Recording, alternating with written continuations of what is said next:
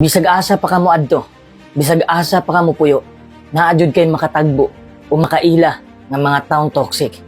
Nagani ubang tao nga nasuod na nato, pero wa ta kabalo nga toxic man da ito. Kay maayo pud lagi mo pabilid. Ang nakapait pa jud, usahay ang toxic kay imong amo, imong pamilya, imong ubang relatives, imong bana, imong asawa, ug bisan pag nipalayo na ka sa ila jud kang samukon. Mao jud ni akong maingon nimo. O gusto kong timan ini, ang pinaka gustong makita sa mga taong toxic, kay maapektuhan ka. O makita nila nga ning-react ka sa ilang gipangbuhat nga kasamok. Kay kung mo-react ka in a negative way, feeling nila powerful na kayo sila. O feeling nila kontrolado kanila. Maunay angay nimong likayan. It's all about power and control. Ang pinaka nindot buhaton kung gisamo kanila, tangtanga imong paki. Dapat wa kay gipakita ang emosyon sa ilang toxic nga binuhatan. Kay mao na ilang gustong makita.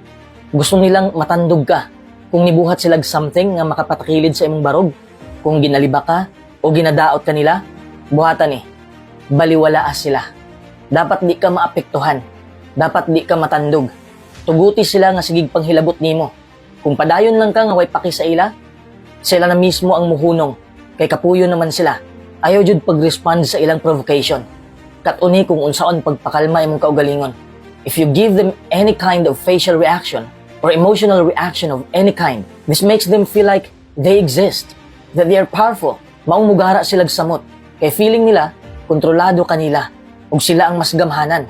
So give them nothing and make a plan to get out of their life. Leave and completely ghost them permanently.